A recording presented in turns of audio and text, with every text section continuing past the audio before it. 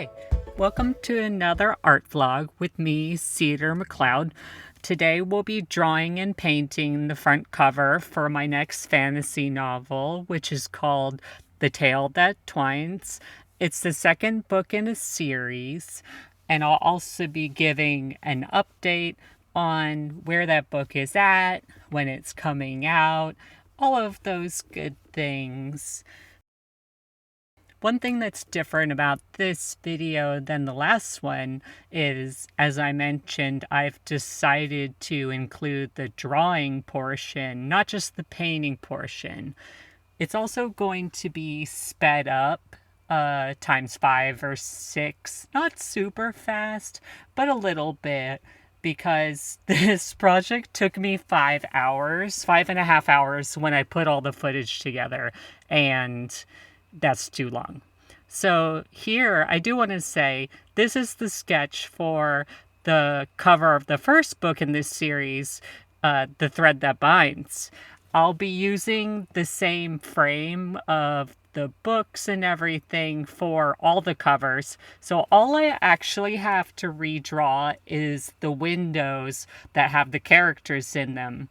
So here you can see me using my light box to trace those windows, and then I'll be drawing over top of it so I can make sure the new character drawings are approximately the same size and proportion as the original. This is just so the two covers match really well, and I'll be doing this for the next 2 books in the series as well. Now, on to the update. Last time I did one of these vlogs, I mostly read verbatim off of the written blog that I had. This time I think I'm gonna ad-lib a little bit more and use it as notes, because I talk a lot differently than I write. And it sounded a little weird to me, at least at first. So here we go. If you weren't already aware, in addition to making tarot and oracle decks, I also write. I've been writing since I can remember. I started learning to write on purpose when I was about 11. And The Thread That Binds, which is the first book in the Eternal Library series, was originally published alongside the Threadbound Oracle in October 2020, so a little over 2 years ago. Those projects are intertwined, and so the deck is intertwined with the series as a whole, including this book that we're drawing the cover for at the moment. The deck appears in the novel. I created it for one of the characters to use because she's a cartomancer. But since it's a fantasy novel, I didn't want to just give her a tarot deck.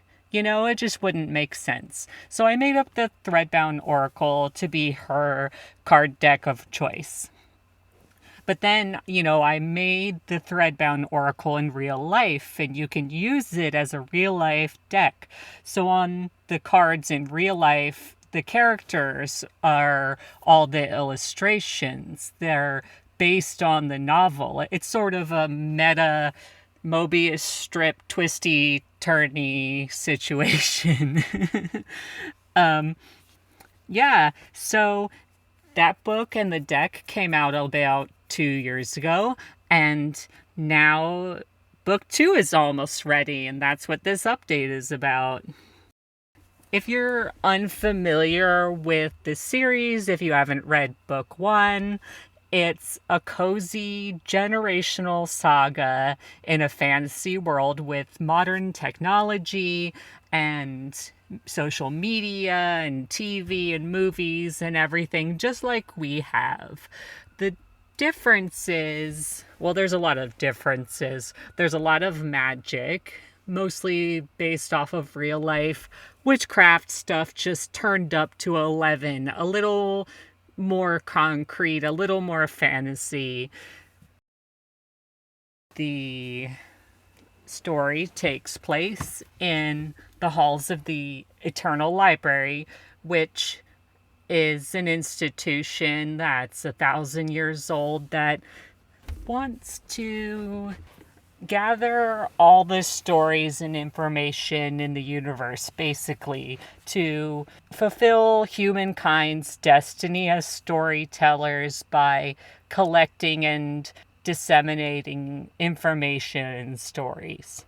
Specifically, the story takes place in the department called the Bindery, which practices the art of illumination, capital I, which is an ancient craft that combines hand bookbinding with magic and spirit work to create immortal books that will never crumble or die with age. They can be destroyed, but not by time, just by intentional destruction. Sort of like when you have immortal characters who can't die of old age, but they can still be staked like a vampire or something like that. But a book.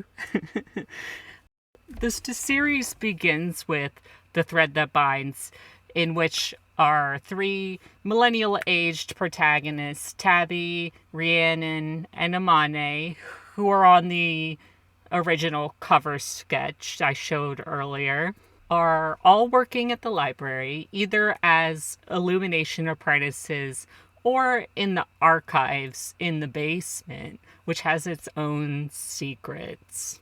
Each of them basically goes on a soul-searching journey alongside a much older mentor, Aaron, June, and Mairead, who all have a history of their own, for better or worse. It's a lot of self-exploration and healing from trauma and dealing with friendship and relationship issues, but set in an extremely magical and artistic setting. I love the juxtaposition of mundane things with the magical. So something like What We Do in the Shadows, where it's vampires, but they're just being roommates. That's one of my favorite things in the world. So this is like a workplace, interpersonal conflict story, but also they do magic and they're witches, and Aaron has a magic flame inside her chest and can breathe fire and things like that. Tabby is a dream walker. That's basically it if you haven't read it. Speaking of which, not only is it just generally available on all the usual retailers, so Amazon, Barnes & Noble, Kobo, in both paperback and ebook, but I have both of those in my shop as well, and the paperbacks are on clearance for $10 because they have a different cover. I had redone the original cover at one point about a year ago because, we'll get into that. It's in the blog. Anyway, if you're good and you want to hear more about Book 2, whether you've read Book 1 or not, there won't be any spoilers moving forward, at least not that I consider spoilers. So a little caution there, because I like spoilers. So I'm not very good at determining what other people think are spoilers. Sometimes people are like, oh, that's a spoiler, don't tell me that. And I'm like, I thought that was obvious. I didn't think it was a spoiler. But anyway, you've been warned. Now, in the blog is where I have the finished illustration posted on the screen. So I'll either put that up now, or you can wait till the end to see where it goes. Let's read the blurb for the back of Book 2, which is officially called The Tale That Twines.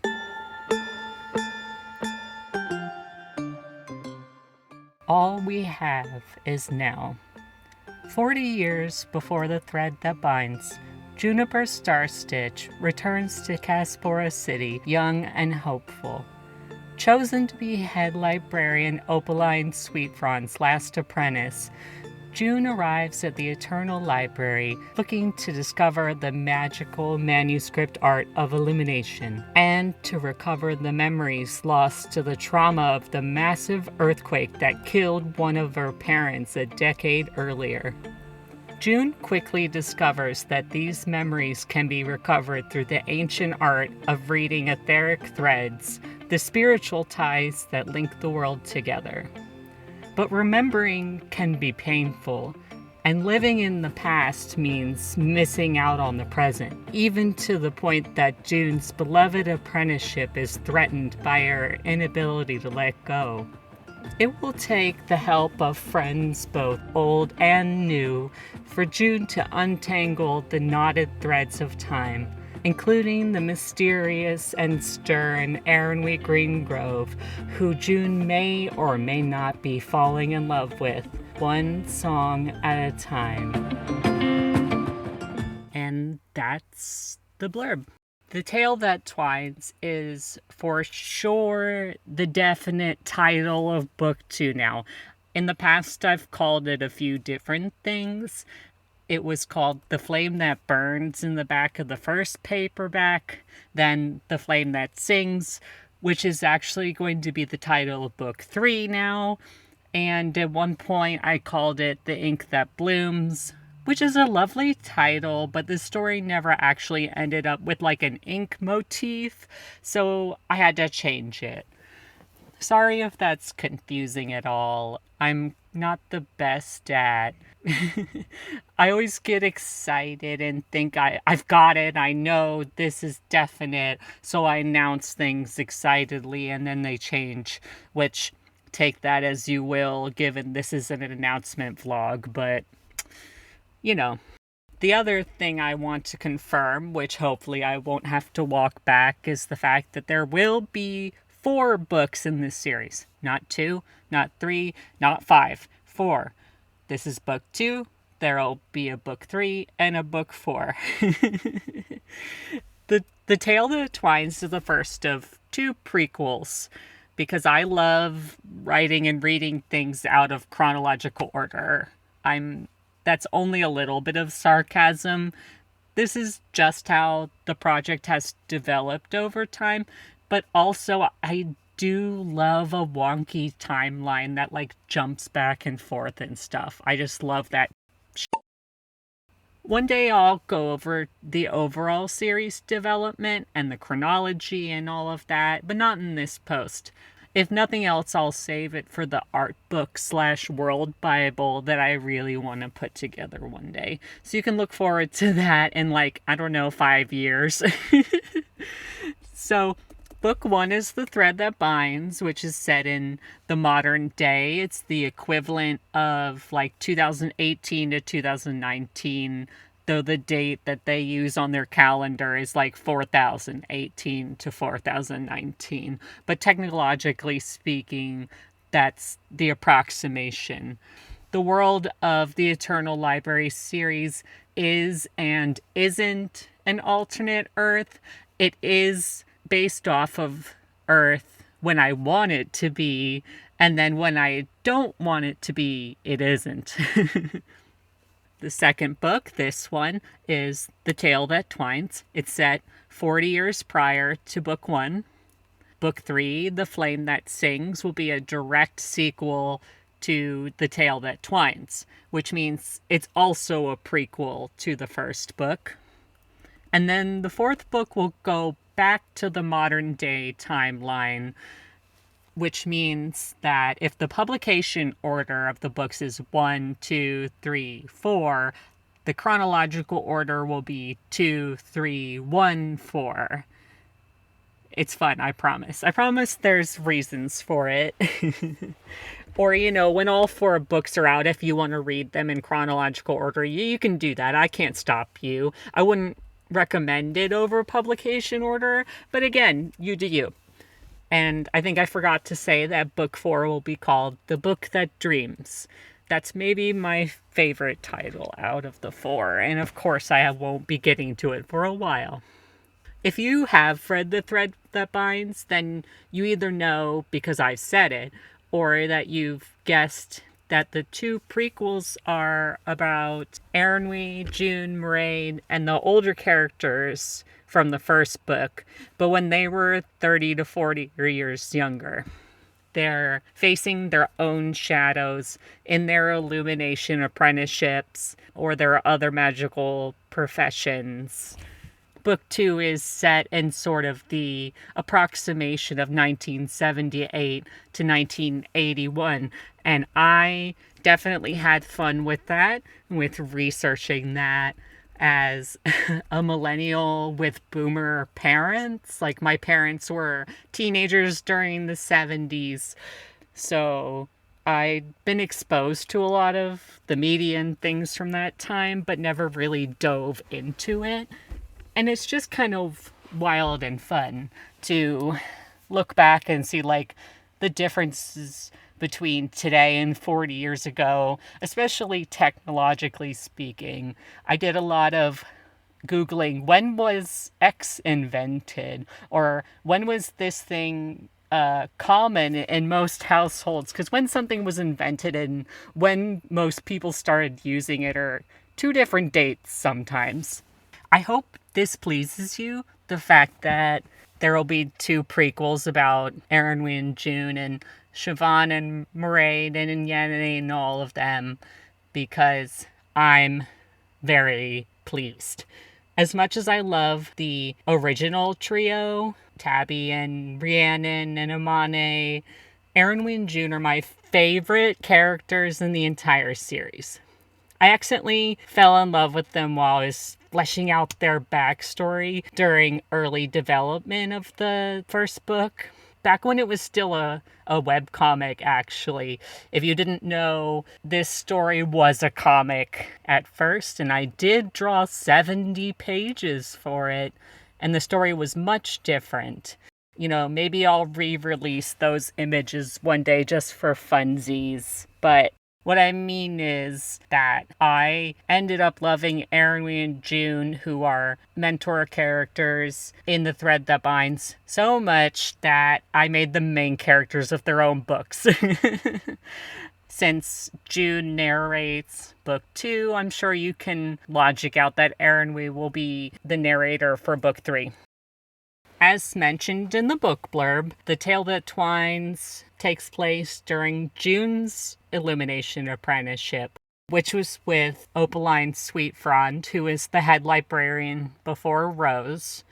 Opal is sort of a Carl Sagan kind of figure, very grand and charming, old-fashioned, and the author of a foundational science fiction series from the 30s and 40s, which was later turned into a television show that June grew up with in the 60s.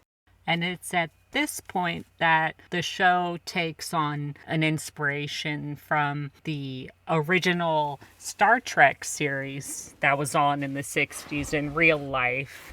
There's a lot to do with science fiction fandom and fandom in general in this book. From fanfic and fan art to zines, toy collections, they go to a convention and cosplay. And of course, even more importantly, there's a story here about the friends we make, the things we learn about ourselves, and how we're all inspired creatively by the media and the stories that we love. I was inspired to write this into June's story by my fiance's interest in 60s to 80s sci-fi media, particularly Star Trek and Japanese tokusatsu and Sentai shows, as well as my own experiences kind of lurking around the edge of fandom from the 2000s when I was a teenager up through now. I've never been like a big participant in fandom necessarily. I don't really draw fan art or write fanfic, but you know, I look at it, I read fanfic, I have always had friends who do those things and do a lot of it. It's just sort of been the community that I grew up around the most online, and I wanted to put into a book. Aside from the fandom themes, the other big emotional part of this book has to do with memory, specifically memory loss and grief and trauma, of course, because all of my work has to do with trauma, as well as themes of family, both found family and biological family, continue to be really important in this series because that's just what I want to write about these days, I guess. As someone who is estranged from their bio family entirely and has a small found family and thinks a lot about these things as a disabled person who needs support, it's a big deal. That's why I've written about it. Another thing that I've done with this second book is lean more into the neurodivergent traits that the characters have. Since writing book one, I've found out that I'm autistic and my fiance was diagnosed with ADHD. And of course, I've had neurodivergent friends, particularly people with both of those things in my life since forever. We all find each other even before we have words for it or diagnoses or whatever. The same as a lot of us queer and trans people end up being friends before we even know that we're queer or trans. And then one of us says, hey, I'm non-binary. And then over the next 5 years, everybody comes out as non-binary or whatever. That's my experience anyway. Looking back at the thread that binds at book one, it became really obvious to me all of a sudden, all of these autistic traits in particular that were just sort of sprinkled throughout the characters. They kind of got split up through everybody. For example, Rhiannon being touch averse, Erinwe having muted facial expressions, June wearing noise-canceling headphones and leaving the birthday party scene because it was just getting too overwhelming, the sort of psychic overload that some of them experience, my own stylistic focus on detailed sensory information, and a billion other subtle and not so subtle things. If you know what to look for, it's there and it's pretty obvious. So for book two, it's confirmed on the page that both Erinwe and June are autistic and that June has ADHD, though I'm still working out exactly how those things are going to be named and referred to, since I created this World of the Eternal Library series to be comforting and safe for queer and trans and physically disabled people. Why not neurodivergent people as well? Their world is much more inclusive to their differences than ours is. It's made space for them the same way there's space for asexual and aromantic characters in the first book. Which is all to say that I don't think they'd call ADHD a disorder in Caspora, although they might in another country in their world, which is kind of cheating, but I did that with the gender pronoun stuff already, so why not? I have wondered whether they would have the word autism as well, but in both cases, I feel really strongly at the moment about blatantly naming these things for the audience due to my own recent experience with being late diagnosed. I could have known years and years ago if only someone had communicated it to me properly, but it wasn't. And, me being autistic, I prefer directness anyway. Some people might think in a piece of fiction that it's being ham-fisted or something like that, but I'm gonna write the book I want, and hopefully you guys like it. Maybe you guys are like me too, and you'd prefer for it to be confirmed and spelled out a little bit, Ultimately, it's just my perspective and my take on that sort of naming of things. It doesn't represent all neurodivergent people's feelings on the topic. All I can do is give my own perspective, give one perspective, though of course I'll be as thoughtful as I can about it because things are complicated. Of course, another thing we get to see in book 2 is how Aaronwee and June met and then fell in love. This is not spoilers. We know them from book 1 as the adorable old married couple that they are right from the beginning, so not spoilers, just saying. And since this is a prequel, then there's no tension on like, will they, won't they get together?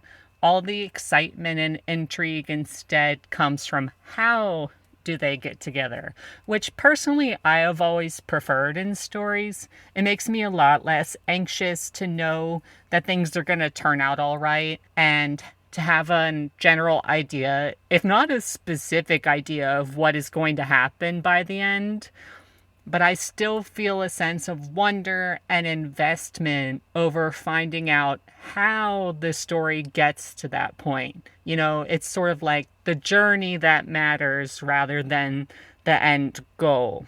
In that same vein, in The Thread That Binds, June mentions to Amane that he's demisexual and demi-romantic and that Aaronwee is Grey Arrow. So you can look forward to that influencing the way the relationship develops.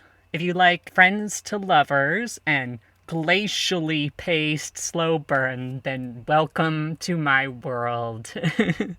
There's also more aromantic representation with Siobhan, who we see a lot more of in this book than we did in the first one, since her friendship with June is central to the plot.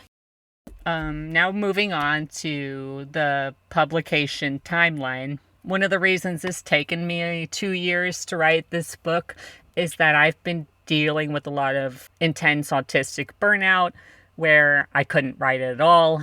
The other is that I initially wrote a 160,000 word draft of, quote, book 2 in early 2021, which I promptly realized needed to be 2 books, each one of them expanded further. The Tale That Twines is a rewrite of the first half of that draft, and book 3, The Flame That Sings, will be a rewrite of the second half. The prequel material is just too much story for one book. It had to become 2 books, so now it is. And now the current draft of The Tale That Twines is 160,000 words itself. Book 1 is 140, just for reference. So they continue to be chonky. I love a chonky book, even though I haven't been able to read any chonky books lately. My brain is just not up for it.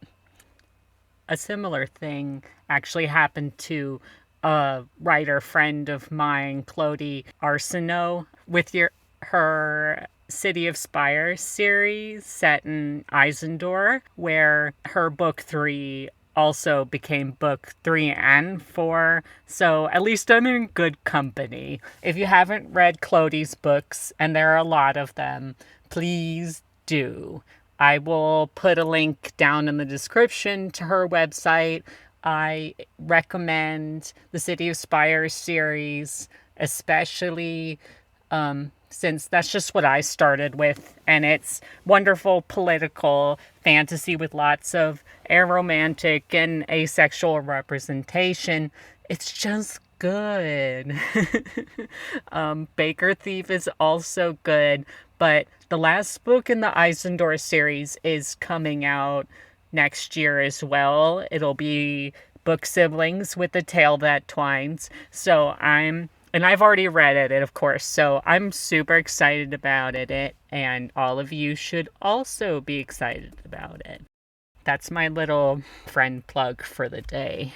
Currently, The Tale That Twines is like 95% finished. Once the new year starts, I'll be doing my line editing, which is to say, cleaning up the language, the style, fixing small inconsistencies. This past summer and fall, I rewrote so much of the first draft, which I had written back in the beginning of 2022, which was already a full redraft of that first combo draft, that at this point I just have to stop myself from changing the story anymore or rewriting scenes. I have a perfectionist tendency. And I think it's time to just be happy where the story is and what it's become.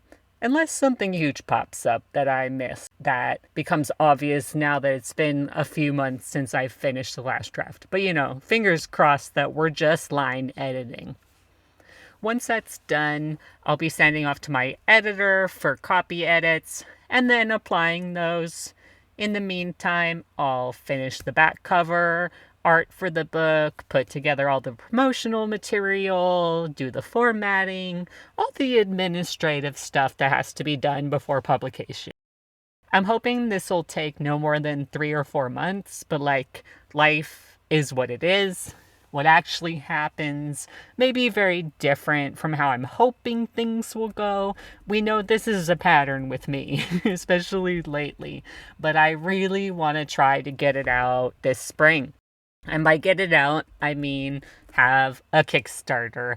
And yeah, I know I said we're having the Magic Pantry Oracle Kickstarter in spring 2023. Well, I was, but things have been very slow on the Oracle illustration front. I'm just not feeling it right now the way that I'm feeling getting this book done.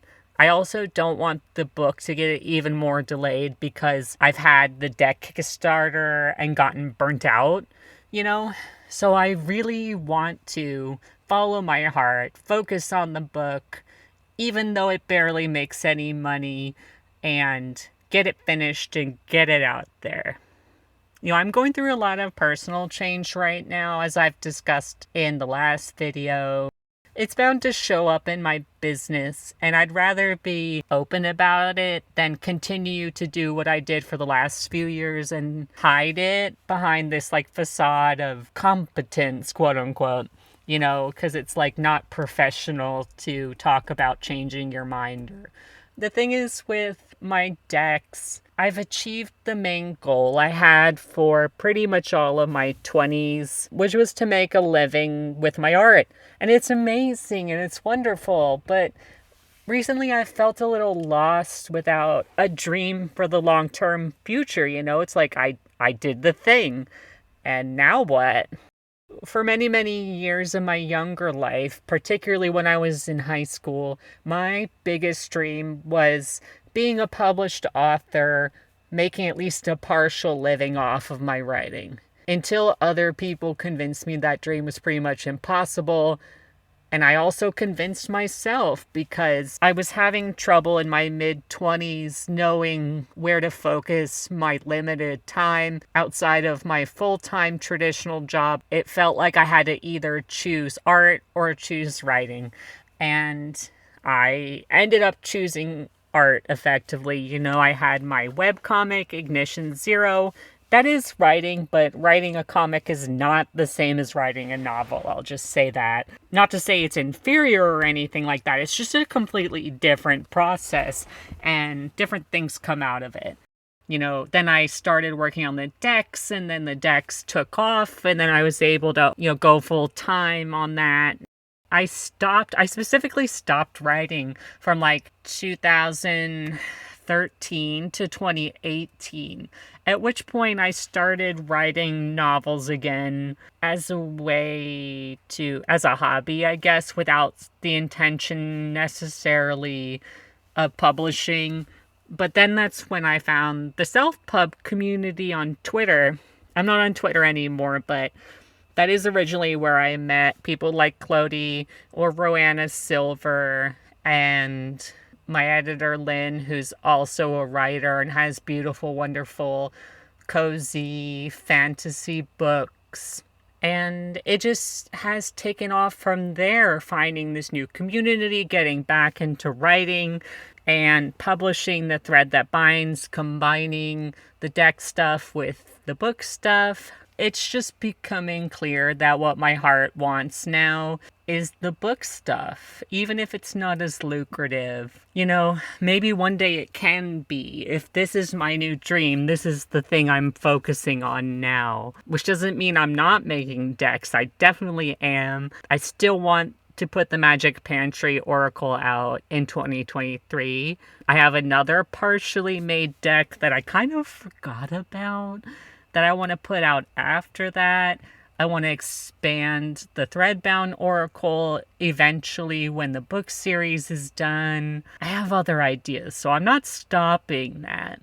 But I do want to take a risk again. I do want to give myself more time to write and put that writing out there in the world to make that the thing that I'm prioritizing. That's the word.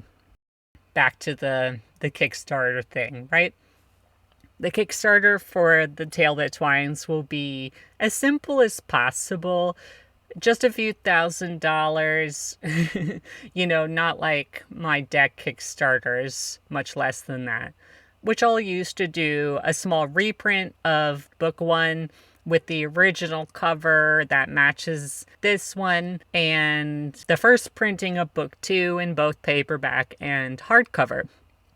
There will be ebooks and goodies like bookmark stickers, book plates, signed book plates, and of course you'll be able to get the Threadbound Oracle along with your books if you don't already own one. As I sort of just mentioned, there's one awkward issue with the covers, which is that last year I redid the cover for The Thread That Binds because I was honestly just feeling really insecure about the original one and thinking maybe it's cringy or it looks too young for an adult book or something like that. And I wanted something more elegant and serious and refined, So I made the cover that has Tabby on it with the sunflowers, which is beautiful. I'm not saying it's a bad cover, but I was coming up on book 2 and doing the cover for book 2, and I was like, I just like the original cover design, and it shows what the book is about way better than the other one. The other one is pretty, but it really doesn't tell you anything, and neither does the title, so I really should let the cover do that work. So we're going back to the original, and that's going to be the format for the paperback covers going forward. Unfortunately, I do still have 160 or some paperbacks with the new quote-unquote cover, the non-matching cover. So those are on clearance until they run out in my shop, which I'll link down below, for $10, which is a huge discount because I paid $8.80 for each of them with printing and shipping. So I'm really just trying to make my money back and not make a profit off of them at this point, because I know that people like having matching books in a series. But if you're not as concerned about that and you're more concerned about budget, but you want to have a paperback, you want to read book 1 before book 2 comes out next year, now's a great time to go grab one of those if you live in the US. If you live outside the US, it's probably still better to buy off of Amazon for shipping purposes. Books are heavy, unfortunately, and international shipping is wild. I know everyone hates how expensive it is, and I promise you, I hate it too. I hate charging you guys that much, but that's just how much it costs. It really does just cost me $27 to send you a book. It can't be helped. The paperbacks on Amazon are not on sale because they do have the matching cover. I have replaced they're print on demand, they're made to order, so I have replaced the covers back to the one that's going to match book 2. So yay! The Tale That Twines will also be available on all major platforms and in my shop, hopefully in the spring or early summer. As always, I'll keep you updated about the actual dates and availability. There will be more announcements about that sort of thing. I'm also planning to post a sample of the first chapter or the first few chapters of book 2 as a teaser in January or February, including an audio version that I'll probably read over footage of painting the back cover for the paperback. And in that vein, some people have asked about audiobooks for The Thread That Binds, and the answer is I'm working on it. I have absolutely no idea when it will be available, but I'm determined that it will be one day for the whole series. And by that I mean I intend to record them myself. As awkward as I am on these vlogs, I promise I have actually practiced recording myself reading my books and played it back, and that's different somehow. I don't know what it is. Okay, that's pretty much all I had to say today, aside from just thanking you all so much for reading my book. Like, if you've read The Thread That Binds sometime in the last 2 years, I can't thank you enough. It just makes me smile and lights a flame of joy in my heart every time I see someone has like bought a paperback or whatever, or especially when people send me very, very nice emails about it. The idea that people are out there not only reading but enjoying my story is the most incredible feeling in the world, and I hope you'll continue to enjoy the series as it continues. I literally have so much to share and so many other ideas for other series and other books that, life willing, I'll get to one day. Also thank you so much for your responses to the last blog post. I love hearing from all of you, even if I don't respond. It's all very heartwarming and encouraging. It helps me through the tough times, Or it helps me see, like, when people are like, hey, Cedar, take care of yourself. You have a lot going on. We can wait. And I'm like, oh, yeah, you guys are right, huh? Like, I am slowing down and taking care of myself, but maybe I need to do it even more. So I'm so glad that you're all so understanding. And honestly, I just have the best audience in the world, and that's why I get to do what I do, and it's such a privilege.